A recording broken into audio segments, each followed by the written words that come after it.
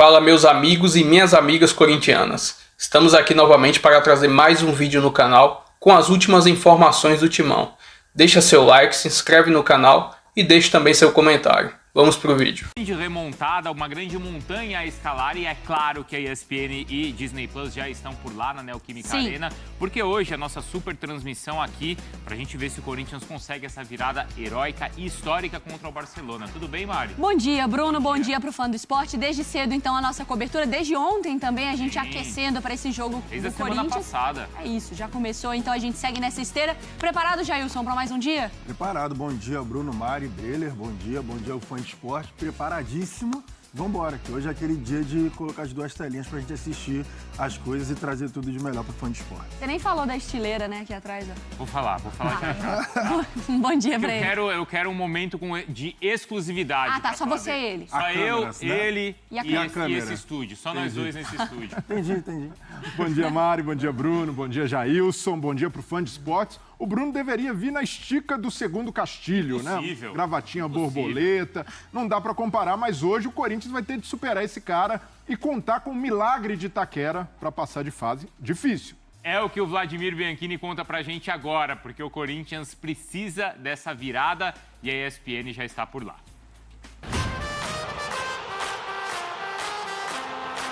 Pra mim, a gente tem que fazer um jogo perfeito. É encurralar os caras nos primeiros minutos, tentar fazer um gol rápido. A gente vai fazer de tudo para que a gente possa buscar essa classificação aqui. Só quem não é corintiano de verdade não acredita. O Corinthians tem uma difícil missão contra o Barcelona na Neoquímica Arena. Mas a história mostra que a tão sonhada vaga na fase de grupos da Libertadores não é impossível. A última vez que o Timão reverteu um 3-0 em mata-matas foi na segunda fase da Copa do Brasil de 2005, contra o Cianorte. O clube do Paraná tinha apenas 3 anos de existência. No jogo de ida no estádio Willie Davis, em Maringá, o Corinthians dos Galácticos não viu a cor da bola e passou perto de um vexame. Realmente foi um choque, porque ninguém esperava que nós poderíamos tomar aquela goleada contra o Cianorte, né? Uma equipe que até então desconhecida no cenário do futebol brasileiro, mas realmente foi um choque muito grande. E aí quando acabou aquele jogo, o clima era tenso, né, pela responsabilidade que nós tínhamos de reverter esse placar no Pacaembu. Uma semana depois, a atitude corintiana foi bem diferente. Os 34 mil torcedores viram um show de Carlitos Tevez e de Roger Flores. O Timão não deu chances à equipe comandada por Caio Júnior. Atropelou por 5-1, contando com uma falha do goleiro Adir. Quase 20 anos depois, muita coisa mudou. A camisa 10, que era de Tevez, hoje está com Memphis Depay, uma das principais esperanças do Corinthians em manter vivo o sonho pela conquista da segunda taça da Libertadores. Para isso, o time atual pode buscar inspiração em 2005 para surpreender na Neoquímica Arena e voltar com uma classificação histórica. Eu costumo dizer que é uma questão muito mais mental do que técnica, porque qualidade técnica a gente sabe que a equipe do Corinthians tem, mas o mental não pode atrapalhar. E o grande segredo que sempre foi do Corinthians foi o torcedor corintiano, né, que não se entrega, que não se abala, né, por mais que haja cobrança, é um torcedor que grita aos 90 minutos. Acho que não se compara a situação do Cianorte com a qualidade técnica da equipe do Barcelona de Guayaquil, mas se tratando de Corinthians, tudo é possível.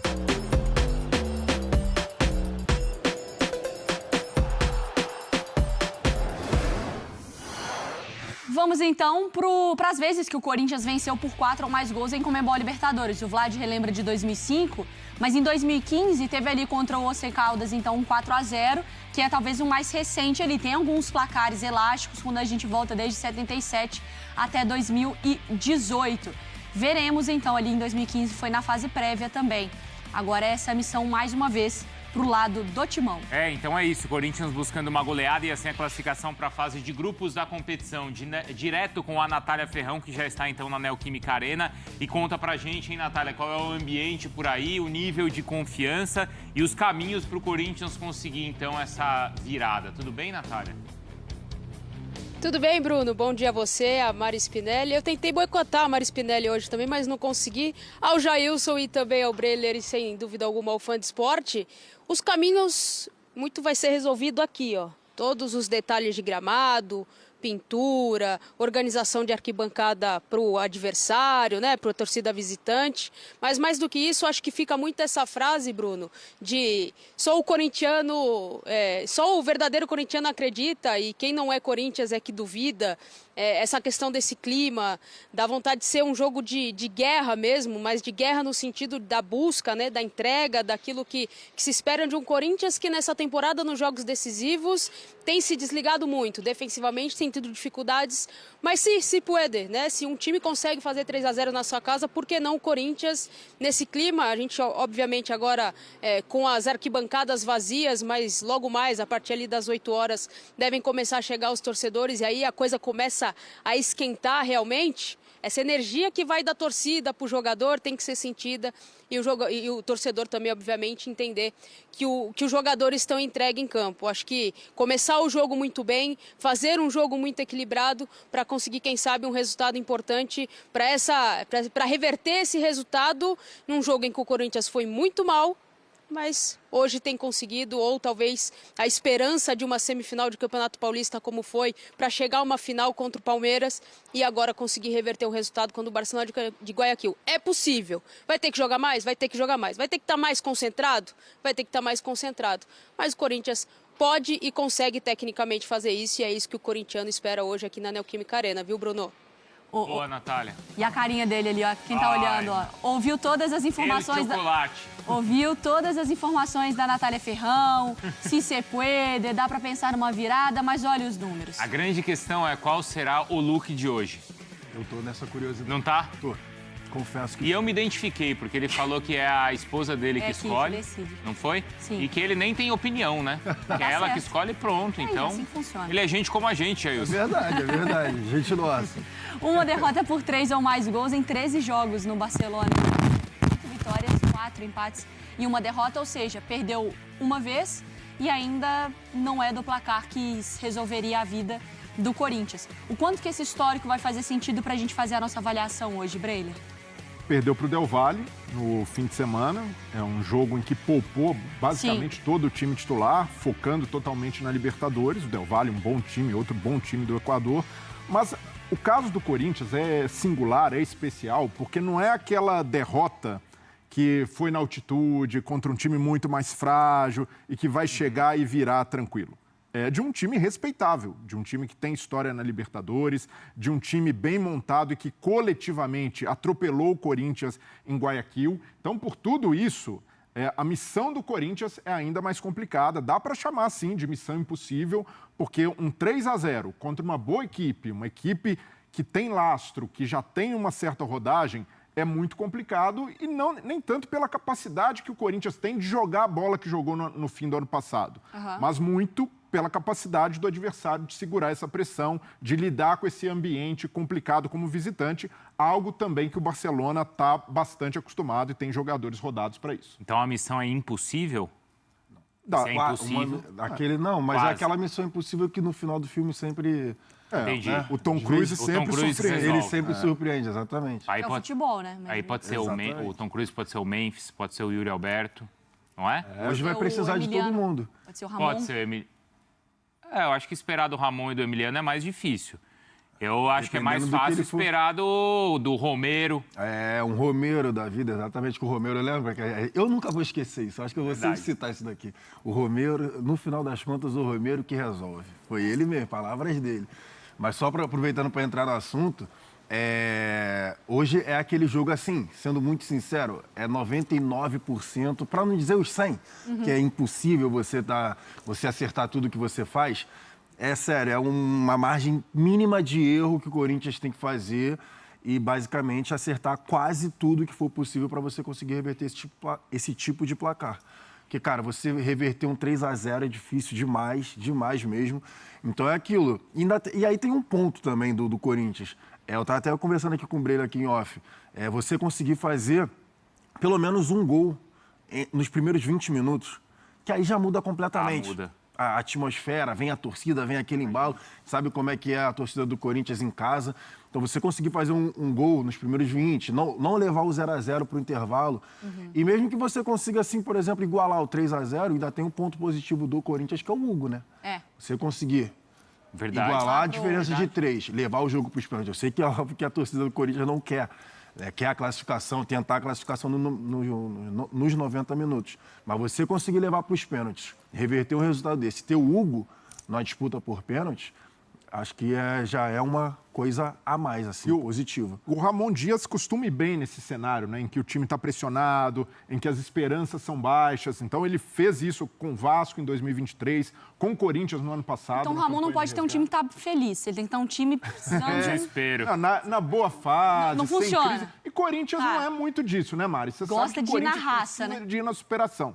Mas, por outro lado, Dom Ramon também tem um passivo grande em jogos de mata-mata.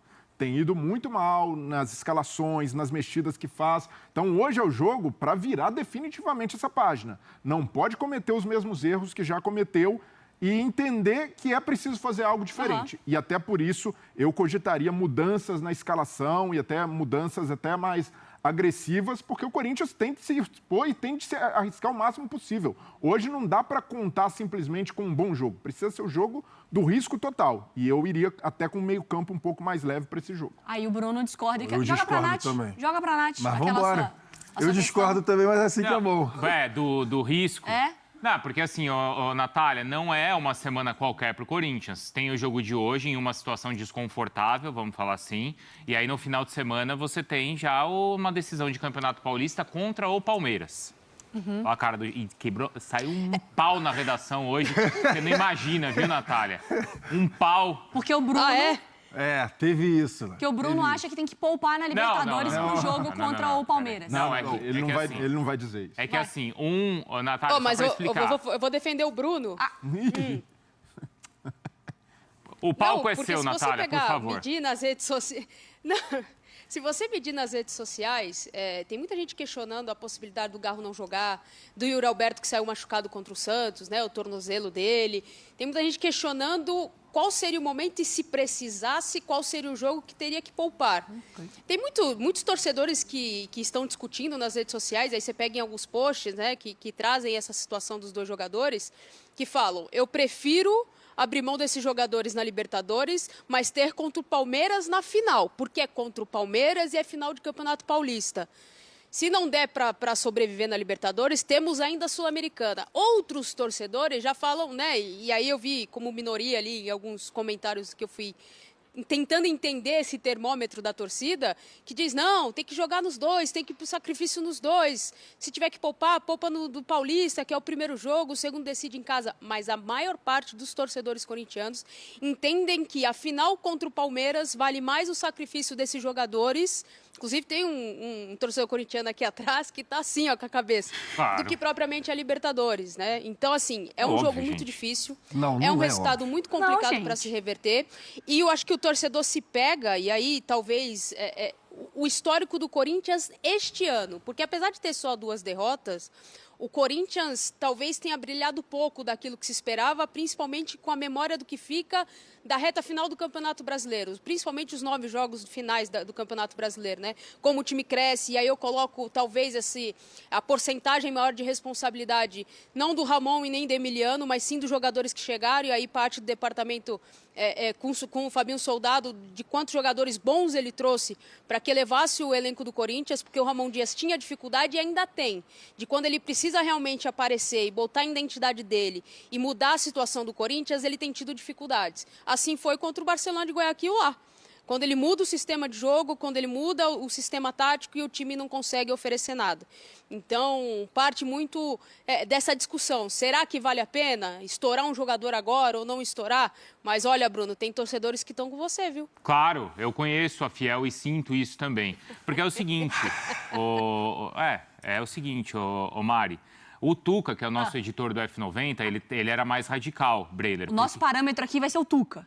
Claro, o cara é fiel, o cara tá lá, o cara é torcedor. O Tuca foi reprovado em todos os psicotécnicos possíveis, mas Tuca vai ser nossa linha de Eu quebrei o Tuca antes de chegar aqui no estúdio. Ou seja, o Tuca, se não passou nos testes... Quais testes? Psicotécnicos. Sinal que é um corintiano de verdade. Um bando de louco. Isso daí. Ele acha que tem que colocar um time reserva hoje. Que é isso? Eu não acho que é pra isso. O Braz, nosso câmera é corintiano. Pelo amor de Deus. Não. Pelo amor de Deus. Não, né? Tá, mas o que é mais importante, a vaga na Libertadores ou o título contra o Palmeiras? Então pronto. Tá, mas não tem que poupar, gente. Não, eu acho que... simples. Eu acho que assim, não tem que poupar. Mas, se você tem que... Não existe, se você precisar priorizar, ou se o departamento médico e físico falar assim, ó, os dois jogos essa semana para determinado jogador não dá. Vamos lá, o Garro, suponhamos, não aguenta o Garro, Libertadores. dá para jogar um jogo. Eu acho que o jogo contra o Palmeiras é mais importante. É isso. Mas o meu ponto é, eu entendo que pra moral e pra rivalidade, é muito importante o jogo contra o Palmeiras. Eu não sou louca de sentar numa cadeira aqui e não entender de futebol nesse ponto. Mas eu tô aqui pra não falar como o coração da torcida. Tô aqui pra falando pra temporada do Corinthians. Acabou o ano. Não coloco o Corinthians como o meu candidato a título, tá?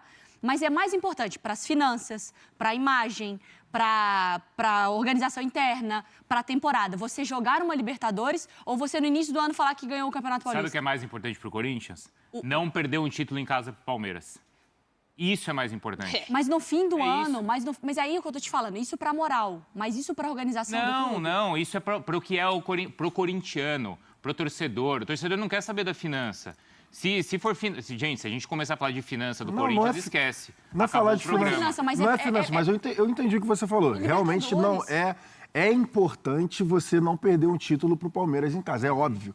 Mas também você não pode simplesmente botar em segundo plano a Libertadores. Não, mas não é em segundo plano. Mas claro que é segundo plano. É priorizar, se você tiver que priorizar alguma coisa. Mas não tem que priorizar tudo.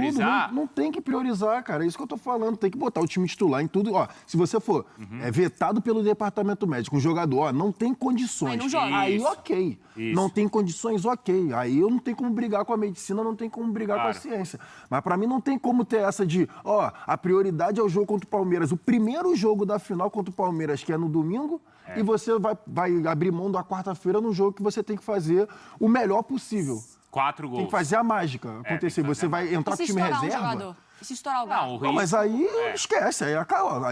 Estourou, fé, e vambora. Mas é consequência do futebol, né? Mas eu não correria o risco hoje. Se alguém tá no limite hoje, eu não correria o risco. Eu correria o risco, sim.